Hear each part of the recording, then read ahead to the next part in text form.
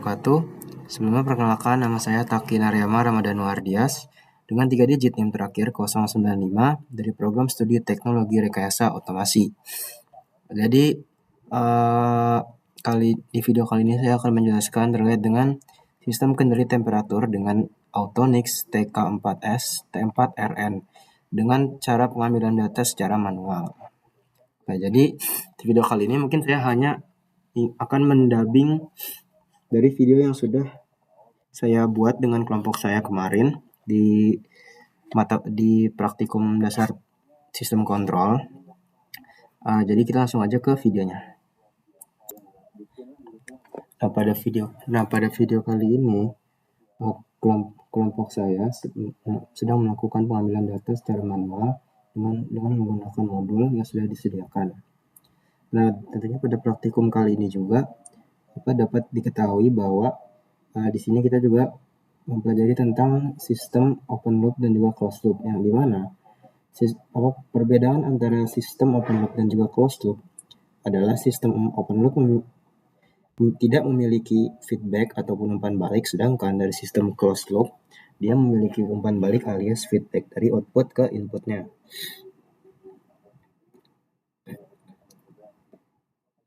Nah, lalu dari segi akurasi, sistem open loop itu untuk akurasinya mungkin rendah dan closed loop itu lebih tinggi. Dan juga untuk contohnya sendiri itu ada toaster dan juga mesin cuci manual untuk yang open loop, dan untuk closed loop ada AC otomatis serta sistem cruise control pada mobil dan semua barang-barang dan semua sistem yang bersifat otomatisasi. Nah, lalu tentunya sebelum kelompok kami memulai praktikum kali ini, tentunya kami sudah mengetahui langkah-langkah umum dalam menggunakan Autonix TK4S T4RN, yang dimana Autonix TK4S T4RN merupakan temperatur controller digital atau pengendali suhu dengan fitur PID dan on-off control. Nah, untuk langkah-langkah penggunaannya itu, yang pertama tentunya kita harus menghidupkan alat, dan yang kedua masuk ke mode parameter, lalu yang ketiga atur set point suhu, yang keempat pilih mode kontrol entah itu PID ataupun on off, lalu yang terakhir kita akan langsung menjalankan sistem.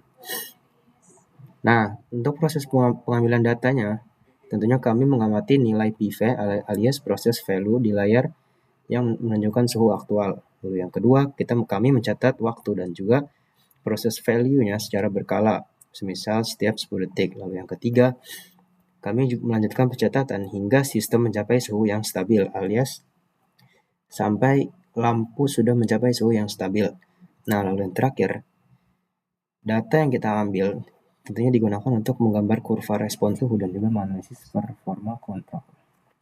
Nah, lalu di sini saya juga akan menjelaskan terkait dengan control on off dengan hysteresis, yang dimana control on off bekerja seperti saklar, yang dimana jika suhu lebih kecil daripada set point, maka kontrol akan bersifat on, kontrol akan menyala alias pemanasnya akan aktif. Nah, lalu jika suhu lebih besar sama dengan set point, maka sistem pemanas akan mati.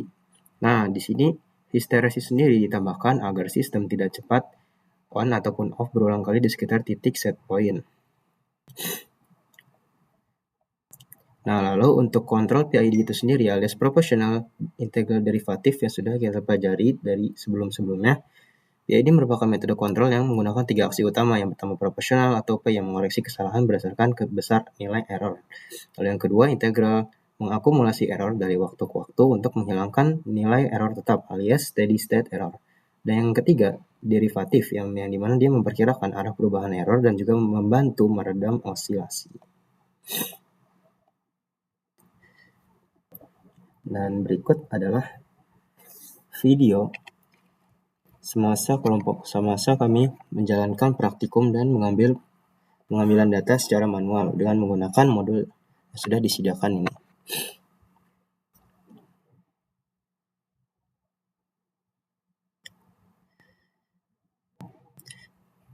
Nah, pada di titik ataupun di waktu tertentu nantinya lampu akan menyala, yang mengartikan suhu sudah cukup panas, dan jika lampu sudah menyala maka sumbu yang mengukur panas dari lampu akan dibaluti oleh handuk agar suhu bisa stabil kembali ataupun bisa mereda menjadi dingin kembali. Dan jika suhu sudah rendah atau sudah stabil, maka akan dikaitkan kembali dengan lampu untuk mengukur panas dari si lampu itu tersebut.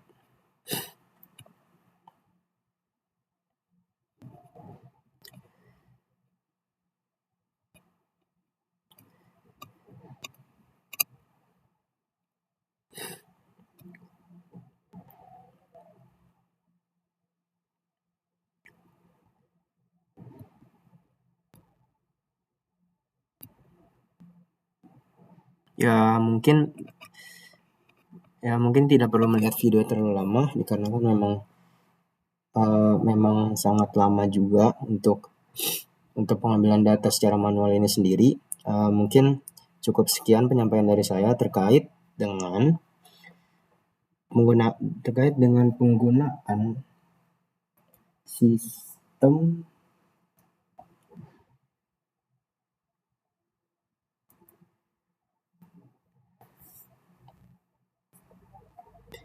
Autonix TK4S, T4RN, dan juga pengambilan datanya secara manual. Mungkin sekian yang bisa saya sampaikan, kurang lebihnya mohon maaf. Wassalamualaikum warahmatullahi wabarakatuh.